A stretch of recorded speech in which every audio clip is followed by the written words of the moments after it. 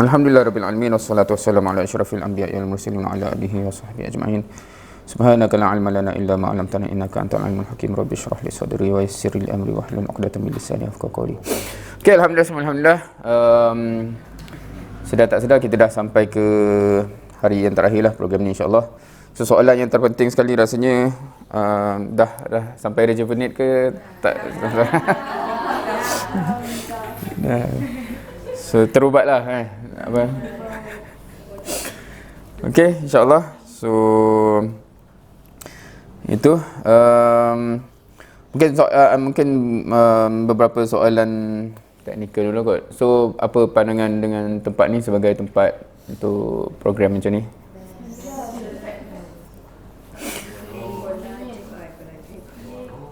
Apa? Okey lah. Okey. Now, just sedikit cerita berkaitan kot.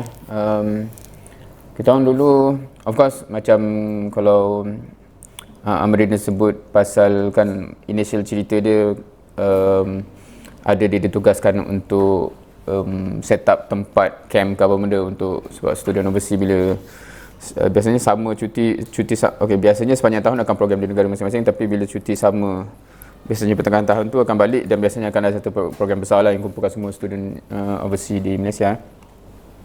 Rasanya terbesar yang masa dulu pernah buat di UIA rasanya, dan 700 orang, 800 orang macam tu lah, dia agak besar.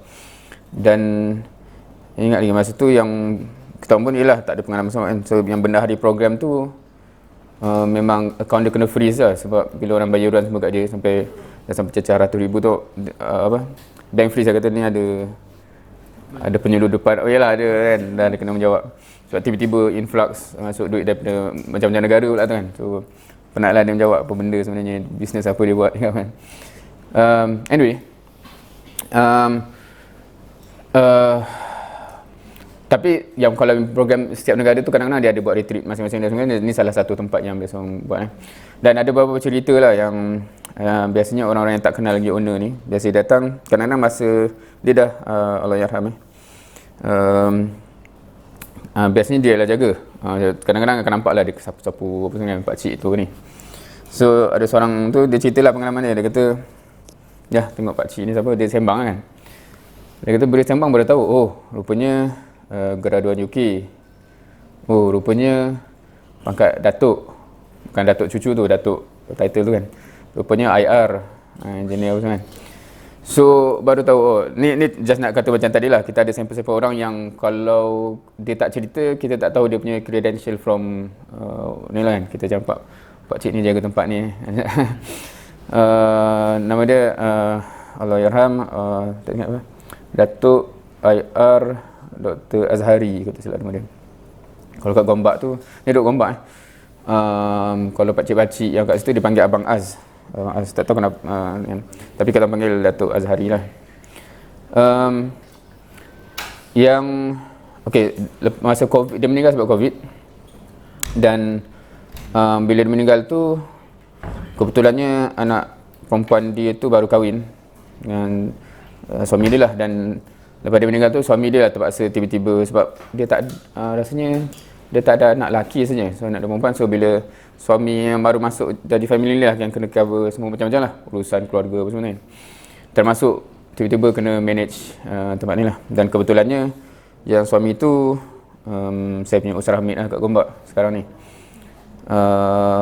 Tapi pernah datang ke sini sebelum tu lagi lah. Tapi sekarang ni tu, bila nak guna tempat ni, still bukan minta guna boleh guna tak, dia punya still apa, sebab dia run as ni lah kan. Kalau tak, macam mana dia nak cover cost apa semua kan. Right. Tapi yang saya nak cerita selingan sikit ni adalah last time yang saya terjumpa Datuk Azhari ni ialah masa tu Nakib kita buatlah satu usrah gabungan kat Gombak.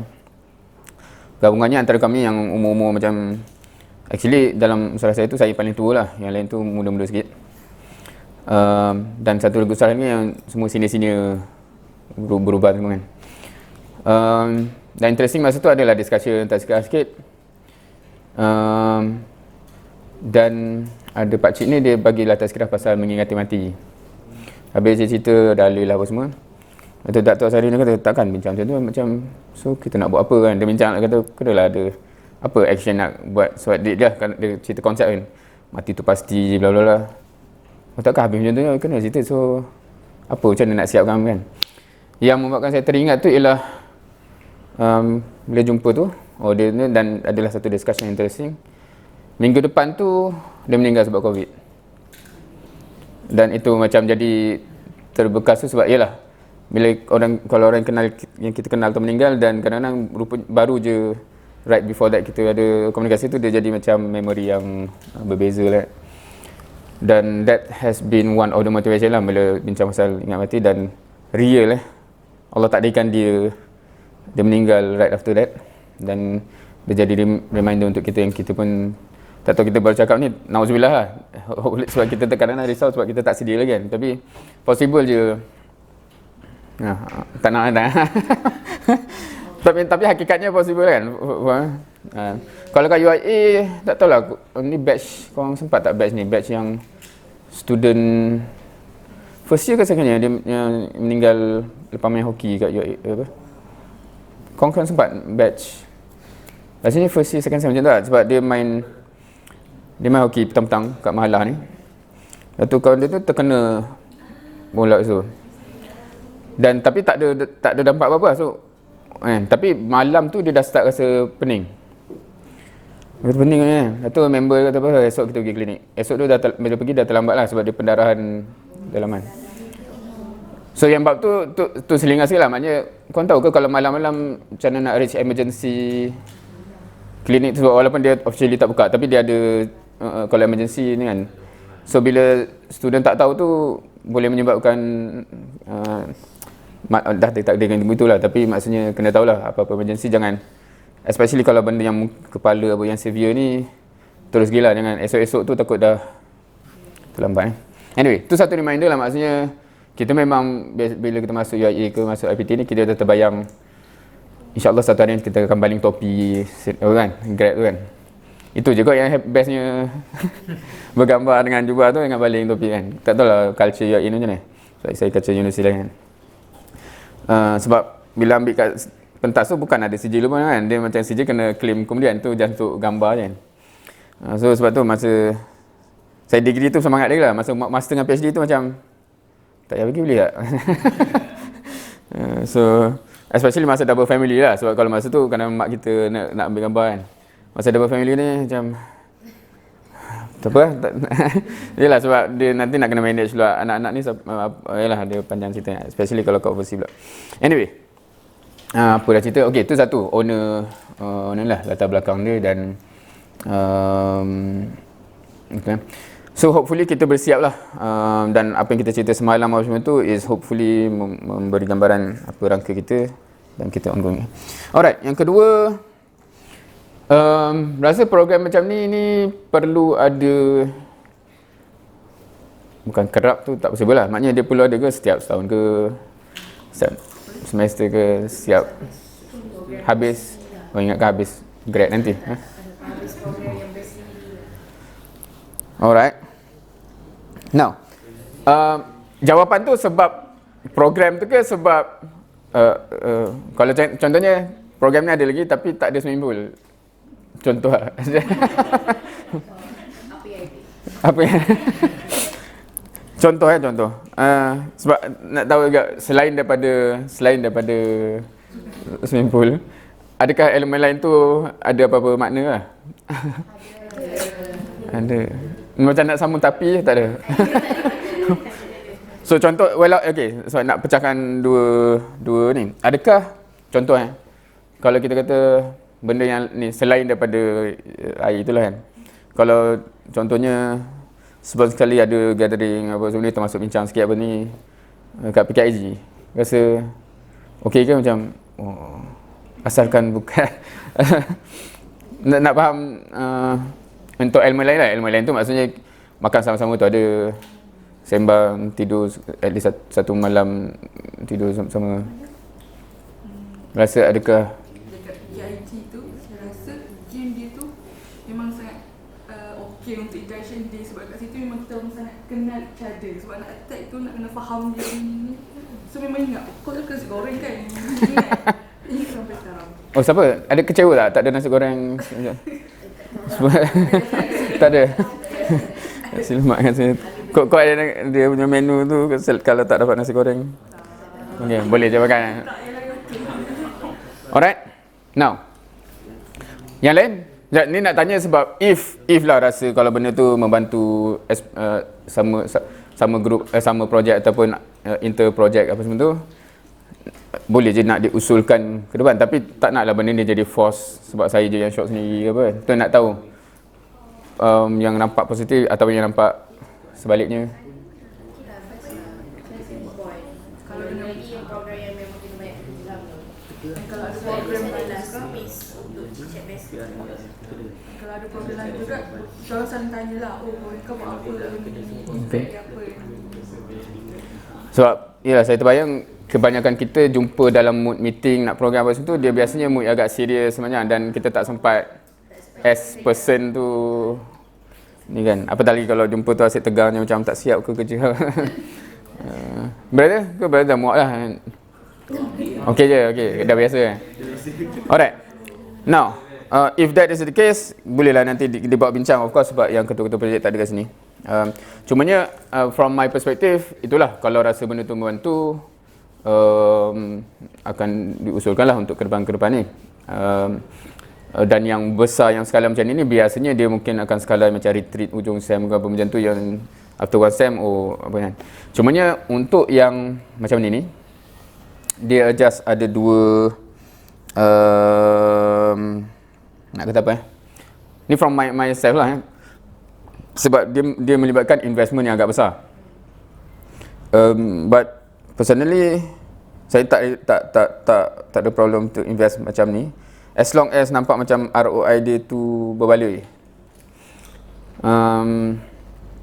Dan kalau faham apa yang saya masukkan pasal ROI apa semua ni, biasanya indicationnya ialah apa yang berlaku lepas tu lah. Bukan sebab biasanya orang akan just tanya macam okey tak program makanan best tak apa semua kan. Tapi itu just program tu, tapi macam bila saya kata ROI ni ialah makin apa pula kan, makin peranan tu makin perform ke, impact yang dicapai makin tinggi dan sebagainya. So if that is the case, lepas ni macam nampak okey ada ni I do not mind lah untuk keep on investing. Cumanya itu satu, keduanya sebab investment tu agak besar skala kewangannya juga, especially as long as kemampuan tu match juga lah, kemampuan actually financial tu bawa. So from that perspective, just doakanlah supaya okay, kita orang ni bab ni sebab yang macam saya sebut yang fun benda-benda macam ni macam yalah antara yang dia macam ambil tu ke kita orang sini yang bergaji dan sebagainya. Cumanya ada seorang pakcik dekat sebenarnya ada seorang pakcik ni, Pakcik Azmi Idris. Rumah dia dekat sikit lah kalau dengan UI Gombak tu. Dia batu apa batu belas yang pernah biasa pergi kubur, makan kat kubur belakang tak? Bukan makan kat kubur ni, tapi orang pergi kubur sebab dia bertentang yang restoran bertentang kubur. Tahu? Tak tahu makan, jarang pergi. Jarang pergi atau itu nampak Dia apa lagi orang kenal kat belakang tu?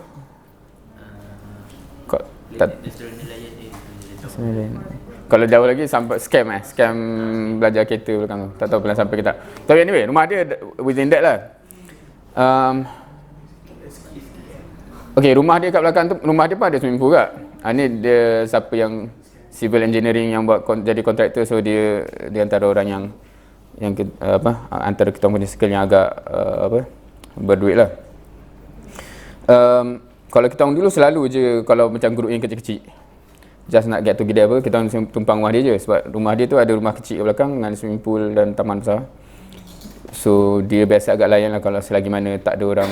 Sebab banyak budak-budak remaja buat program kat rumah dia. Buat program mandi kolam kan. So kalau sekarang ni rasanya sebab batch kita orang dulu agak rapat, bukan batch kita orang lah, macam yang budak beberapa jenis sebelum ni, student UIA ni agak rapat dengan pakcik-pakcik ni tau. So dia jadi agak mudah, pakcik kita orang nak buat usrah kat situ, lepas tu mandi kolam apa semua tu. Dia jadi mudah untuk akses tu lah. Okay, bukan nak cerita kolam tu saja, tapi nak ceritanya sebab dia pernah cakap macam ni, dia kata korang ni, sebab dia generasi yang sebelum ni cakap korang, kita orang ni semua, sebab generasi semua dah start pension tau. So dia kata sebab selama ni semua aktiviti termasuk macam-macam ni funding dia banyak datang daripada orang yang berduit macam ni. So dia kata kita orang memang bagi je, tapi dia kata korang kena sedar kita orang berpension ni dan kapasiti tu terus drop lah, apa yang income tu kan.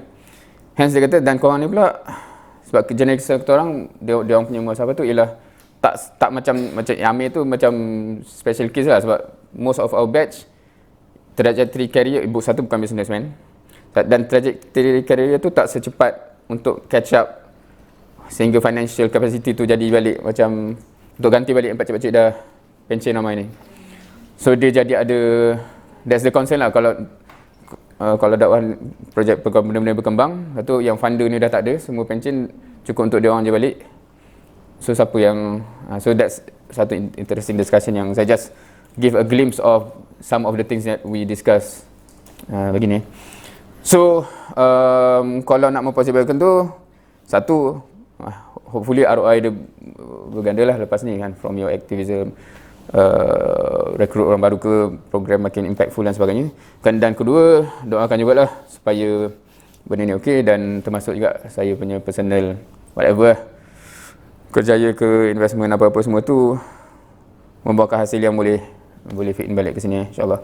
If benda tu ada, I don't mind lah kan? Sebab kalau perasan, sebab sebelum ni pun kalau yang Hufaz saya buat tu macam dia tanya kat, memang tak ada yuran ke? Dan sebab our purpose is macam mana sebab kita orang, mindset orang invest ni, dia invest dan dia nak tengok pulangan dia begitu kan. Dia bukan kita buat program yang korang yang bayar macam mana. Sebab kalau in a way bukanlah tak dekat pahala, tapi contohnya kalau korang yang bayar untuk benda ni, so pahala aku kat mana? Dia punya kepala gitulah. Bukanlah nak menyekat korang nak dapat pahala juga. Siapa yang nak rasa macam saya nak infak sikit apa, terpulang. Tapi nak katanya biasanya bila kita buat benda macam ni bukan untuk that's our investment lah. Tak tahu faham right? Tapi siapa yang rasa macam nak contribute apa, just beritahu lah. Tapi kita orang tak impose, kita orang tak pressure dan sebagainya. Alright, tu yang kedua. Yang ketiga, okay, saya tak sempat, tak sure lah semua willing to verbally share ke, kongsi ke dan sebagainya, ataupun adakah nak kena buat Google Form ke sebagainya. Tapi until now ada yang dah terbayang new chapter, new challenges yang rasa macam nak embark on ke? Saya business.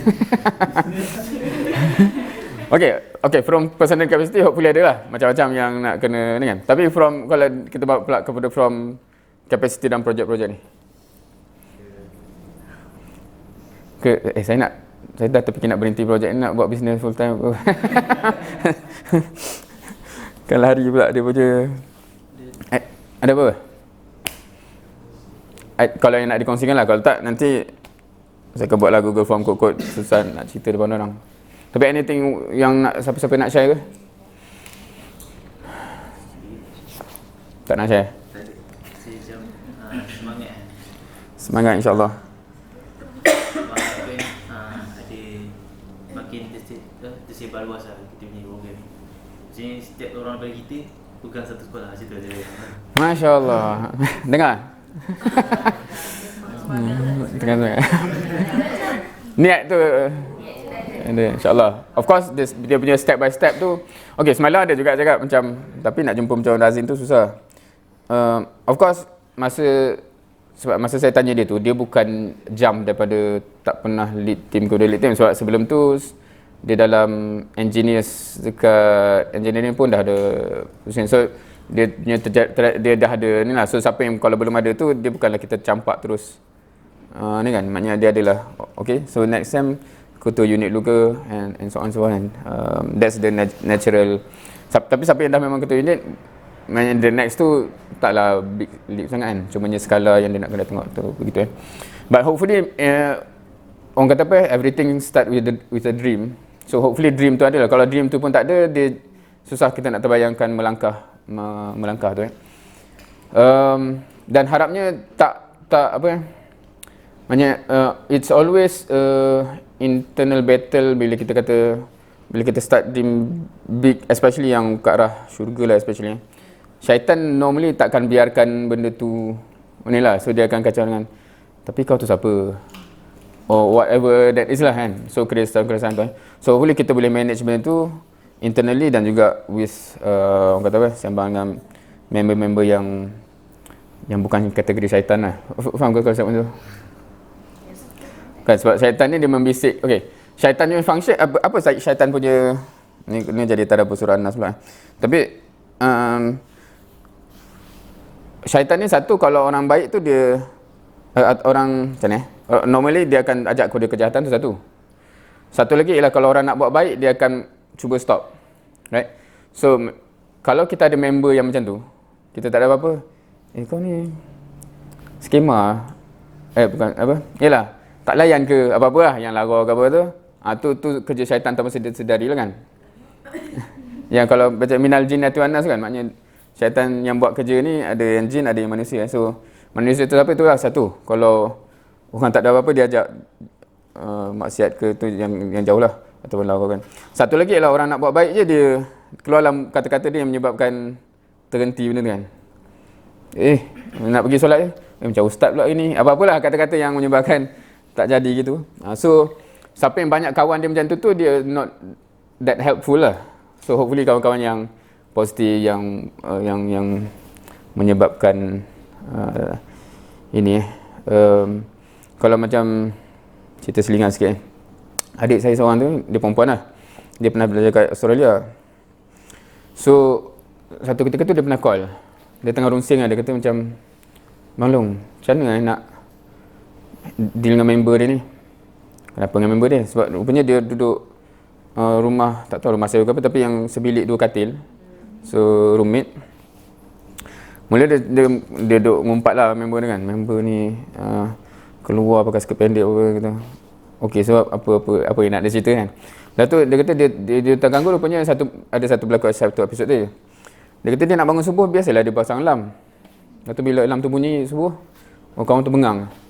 Awak jangan ganggu hidup saya boleh tak? Lain macam macam nak bangun subuh kan. So panjanglah cerita lepas tu, macam dia kata macam ni nak tegur kan. Dan adalah certain tips yang saya bagi kan. Mula saya bagi satu buku yang agak buku Zakir Naik lah sebenarnya, yang agak simple apa semua. Dia kata nak suruh dia baca ke? Jangan. Orang tak suka suruh. So taktik dia, bila dia ada tu buat selalu macam nampak seronok baca buku tu, dan selalu tertinggal je kat atas meja. Sebab baru orang macam menarik kalau kita boleh baca tak? Memang kau nak kau nak tak sekira kau pun kan. Dan lepas tu adalah satu hari tu dia call, happy orang tu, budak tu dah kata boleh tak kejut subuh sama kan.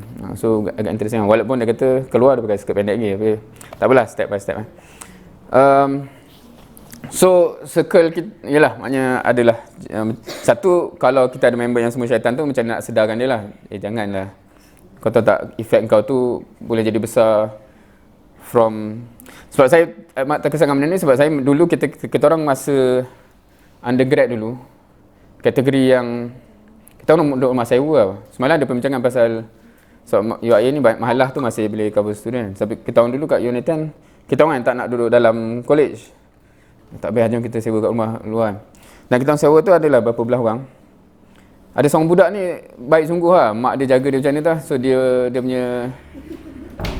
punya norm dia ialah pukul 11 tu dia tertidur tau. Pukul 5 dia bangun. Tu lemah apa budak ni. Pukul 11 kita untuk main game apa ni, dia tidur. Lepas tu pukul 5 dia bangun dah kan. Lepas tu kita orang ni macam geng yang main game sampai pukul 5, lepas tu subuh gajah kan. Lepas tu kita kesian kat dia orang, dia ni macam tak ada life lah. Akhirnya kita berjaya tarik dia sampai dia pun sama subuh gajah kan. Kesian mak dia jaga. Masa ni masa zaman jahiliah lah. So bila dah sedar perbincangan tadi tu baru realize macam ya Allah besarnya dosa gitu. So sebab tu pesanan saya generally ialah kadang-kadang kita ni adalah benda-benda yang kita masih layan, Korea lah apa. Tapi kalau kita tengok orang yang tak ada benda tu baik pula tu biarlah jangan direct sangat. Gitulah. Alright. Nak cerita apa tadi? Okay, hopefully masing-masing ada tu dan nanti boleh discuss. Okay, another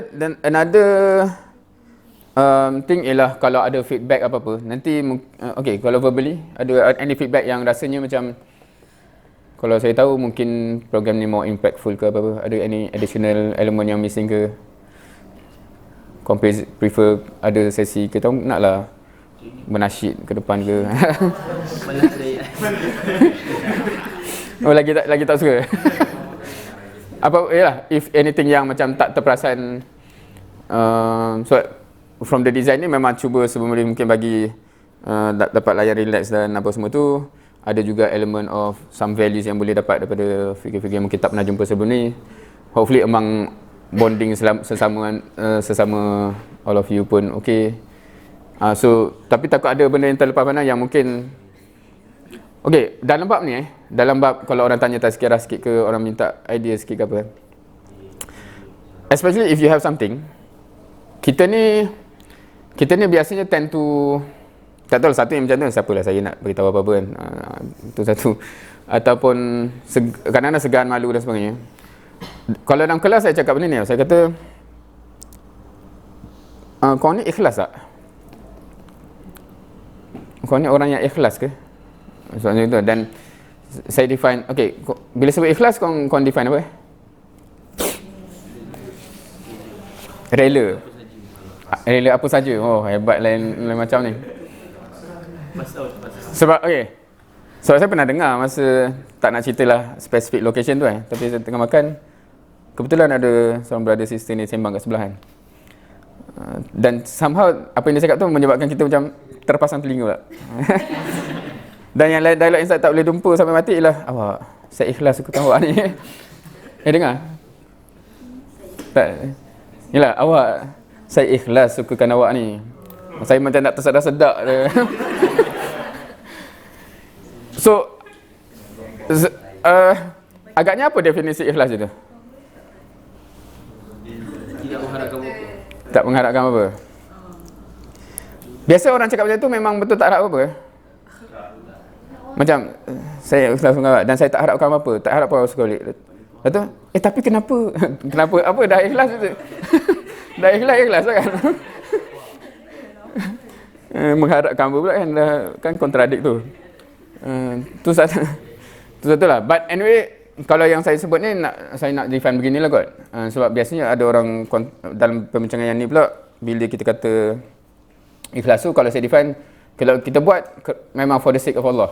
Boleh terima macam yang saya buat ni memang for Allah lah. Okay. Buat kerana Allah Now, kita dalam kelas bila kita ada soalan macam jap, lecture ni di situ kita tak faham. Kita ada dua option. Satu nak tanya. Satu simpan je lah.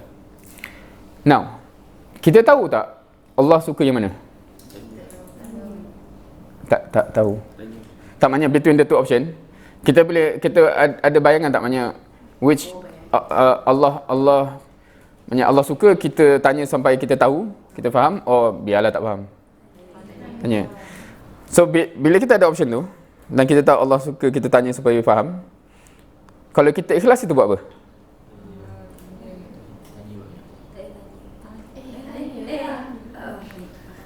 Boleh faham logik ni tak? Maknanya kalau kita kata, maknanya kalau kita buat decision tu kerana Allah suka buat benda, Allah kata mestilah nak bagi faham. Kalau kita ikhlas, kita akan tanya kan? Kalau kita tak tanya, possible tak ikhlas? Normally apa reason kita tak tanya? Kalau kita ada yang kata segan, malu apa semua. So realize tak? Kalau kita buat decision kerana Allah, ini option dia. Kalau kita buat decision kerana ego, segan, malu, hati apa semua kat sini. So dia antara nak buat kerana Allah ke kerana segan. Faham? So that's the framework yang menyebabkan kita akan ikhlaskan niat tu dia jadi, sebab kebanyakan kita ni ikhlaskan niat dia just exercise lafaz niat ke apa tu, macam okay tadi tak tahulah apa yang kau bayangkan ikhlaskan niat, tapi the implikasi of ikhlas tu dia akan jadi macam, maknanya kita akan buat persoalan tu sekejap, Allah nak itulah yang kau buat kan. Right, sama juga macam kenapa waktu subuh kalau kita ngantuk kita push juga bangun.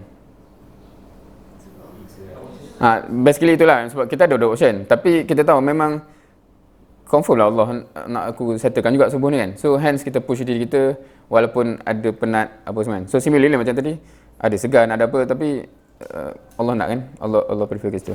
Right, so similarly lah apa yang kita buat ni, maknanya kalau kita macam itu satu angle maknanya kalau ada idea apa semua rasanya macam Allah prefer kita simpan ke ataupun dikongsikan, especially kalau benda tu boleh improve. Dan kedua, from another angle ialah pahala yang boleh datang from any of our suggestion tu boleh jadi beyond apa yang kita bayangkan. Contohnya kalau ada yang kata macam idea tu menyebabkan next one kita buat more impactful, boleh faham dia punya saham tu kadang-kadang besar lah sebab the whole population yang impactful. Alright. Dan ketiga, insyaAllah mungkin untuk soalan tu sebab saya tak nak panjangkan sesi pagi ni sebenarnya, tapi untuk okay, soalan dia lah, ada ke any yang rasa macam sebelum terlupa nak lontar apa-apa ke? Sebab otherwise memang saya akan buat juga Google Form kod lepas ni baru nak tulis apa kan. Tapi as verbal kalau ada apa-apa, we'll move to the next point. Tak ada lah terfikir apa-apa yang nak ni. Kau nak fikir boleh kurangkan makanan ke? Ni dah over ni. Some of the ni just kalau nak background sedikit ada beberapa orang yang cancel last minute, so tu yang satu dah jumlah tu ada disparity, dan some rupanya 6 orang pula kalau daripada petang semalam tu lah. So those are the factors lah. Anyway, last thing mungkin just ni untuk just ni. Hopefully intention towards something tu dah ada, dan the next thing ialah to put in action lah. Okay, to put in action tu satu. Kedua, rasanya setiap projek akan ada perbincangan yang lebih spesifik pasal strategi. Now, kalau dalam Islam ni strategi ni kena ke tak perlu ke, tawakal je ke? Ada sandaran, ada hujah. Maknanya kalau orang tanya, sebab kita cakap pasal Islam ni mesti macam ada hadis ke cakap kena berstrategi ni? Masa perang? Pasal perigi, perang Badar. Khandak, parit tu. Ni perigi yang mana? Perigi yang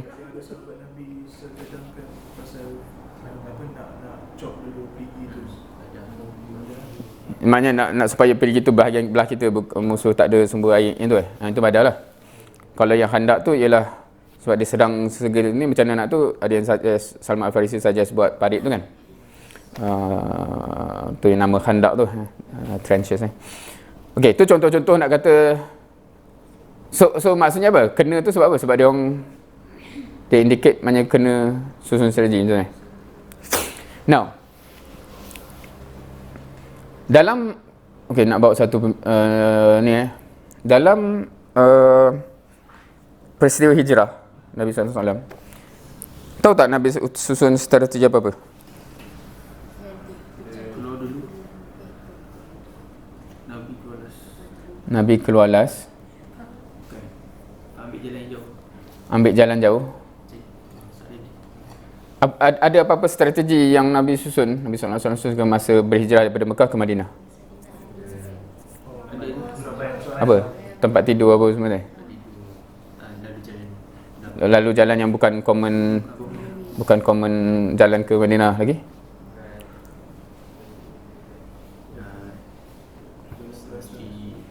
Isteri. Kenapa dengan isteri Abu Bakar? Hantar makan kat mana? Dia cover tracks. Lepas tu dia duduk, dia tak pergi terus kan, dia ada stop sikit kat gua apa semua kan. Okay, those are the strategy kan. Now, ada setengah mungkin dah dengar soalan ni. So ni especially kepada yang belum pernah dia tanya. Berjaya tak strategi tu? Jaya? Setuju? Faham soalan? Now, from normal kita punya management ke apa how do we define strategi tu berjaya ke tak?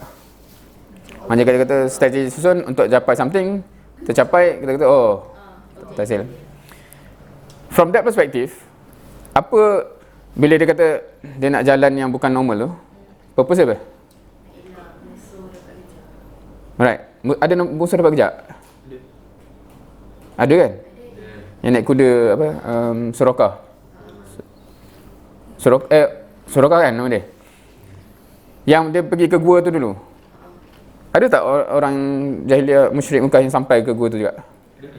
Okay, so bila kita cakap benda-benda tu, from strategi punya point of view, berjaya tak strategi tu? Tapi dia melelahkan lah. Melambatkan je lah ke Nah, so peristiwa ni agak interesting tau. Sebab dia jadi macam, okay, strategi disusun, tapi kalau kita pecahkan strategi tu, dia macam, still orang sampai juga gua tu, still ada orang kerja. Cumanya macam mana still escape tu berlaku ialah ada yang kata ablah-ablah lah kat gua tu, ada yang memangnya dia tak terlintas untuk nak jenguk, sebab kau jenguk memang nampak. Dan kuda tu kuda dia jatuh kan. Kuda jatuh. So ada interesting lesson kat sini Satu, okay, kalau bila baca sirah masa nak hijrah tu, kalau saya terbayang kalau saya dalam situasi tu, saya doa je lah, ya Allah bagilah Buraq kan, sebab dia right before hijrah kan Isra Mi'raj, dia dah rasa dah tu kan. So kan senang nak hijrah ni kan, tapi kenapa option tu bukan itu option kan? Dan atau strategi, dan strategi tak in a way dia jadi macam on strategy punya discussion, dia jadi macam fail lah kalau still. Tapi Allah nak tunjuk sunnah kita Islam ni ialah strategi tu wajib dibuat, tapi Allah nak tunjuk kemenangan tu bukan kerana strategi juga. Tapi Allah tak bagi menang tu kalau strategi tu tak buat. Dia jadi macam kita tak tertipu. So kalau tadi cerita pasal Perang Badar tu kan, dia kongkai apa semua tu. Kalau kita baca Quran, adakah Allah kata, kamu menang kerana strategi? Tapi Allah kata, tak, kamu menang sebab aku yang bagi malaikat. So they always that. Tapi kalau macam tu, tak payahlah kita buat strategi, tunggu malaikat je. Tak boleh, sebab takkan datanglah malaikat tu kalau kamu tak buat semua tu benda tu lah. So dia ada dua equation. So maknanya dia jadi kewajipan kita untuk buat strategi yang paling tip top. Only then Allah bagi bantuan tu, dan kemenangan tu memang akan datang dengan bantuan Allah, bukan sebab kita, maknanya Allah nak ajar kita begitu. Tapi kalau yang tunggu je memang tak sampai-sampai lah, sebab dia peristiwa Maryam tu kan, peristiwa Maryam Maryam lah ibu Nabi Isa kan. Masa dia nak dibagi makan, Allah suruh buat apa? Kan dia dalam keadaan apa, campur tamak kan? Tahu cerita tu? Logik tak arahan tu? Kenapa? Puan Tamar pernah tengok? Dia macam kelapa sawit, pokok kelapa sawit tu kan? Kalau kata, goncang Puan Tamar tu, kita kata, kau arahan apa Tapi Allah demand, walaupun dia bukanlah bergoncang tu, tapi maknanya itulah yang dia boleh cuba, baru Allah kata, okey, dia bagi. Maknanya rumus dia itu, maknanya effort you dah habis lah, baru Allah bagi. Dia tak bagi shortcut So, kat situ yang jadi persoalan kepada umat Islam dan kita sekarang lah. Maknanya kita bila nak menang tu datang, dah effort pun tak habis lagi, maknanya apa yang you expect kan. So begitulah. So harapnya bila kita nak buat effort dan semuanya ni, nanti akan ada lah perbincangan. Kita bukan buat sembrono bukan.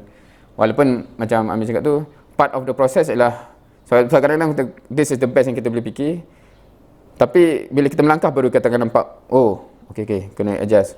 Tapi selagi tak melangkah, dia memang that's the best that we can think of. Itu satu. Kedua, macam cerita Nabi SAW Perang Badar tu, dia dah ada idea dia, okay, kita camp kat sini kan. Atau sahabat tu yang kata, Rasulullah SAW, ni wahyu ke ni kau punya opinion? Sebab kalau wahyu, Allah tahulah confirm betulnya. Tapi kalau is this your opinion, saya rasa idea saya lagi baik kita pergi ke depan, conquer semua air, dia orang tak ada air, dan Nabi ikut. Itu satu. Kedua, yang Khandak tadi tu, Salman Al-Farisi kata, okay, aku ada idea yang orang Arab tak pernah fikir, itu lah kita gali tarik Now, lesson learn kat sini ialah, okay, korang rasa kenapa orang-orang tu, nama-nama tu bagi suggestion tu? Adakah sebab Better lah.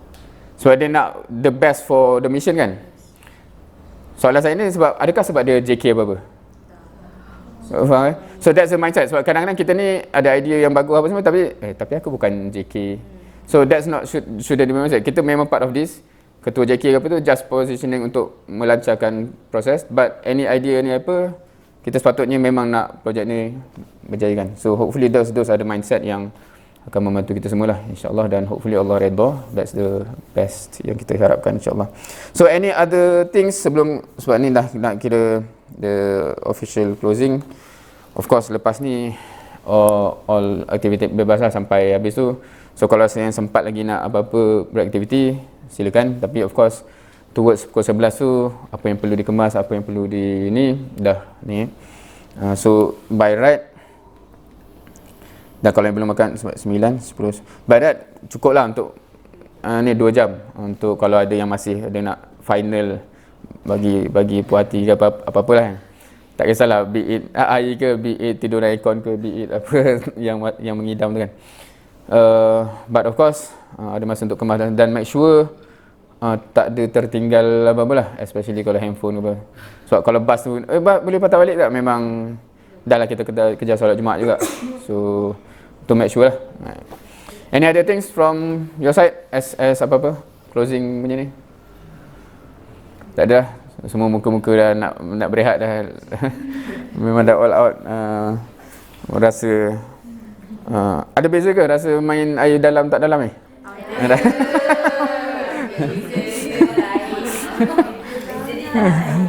So maknanya kalau nak buat kat sini lagi memang kena ada slot masa khas. Cerita kena okay, insya-Allah.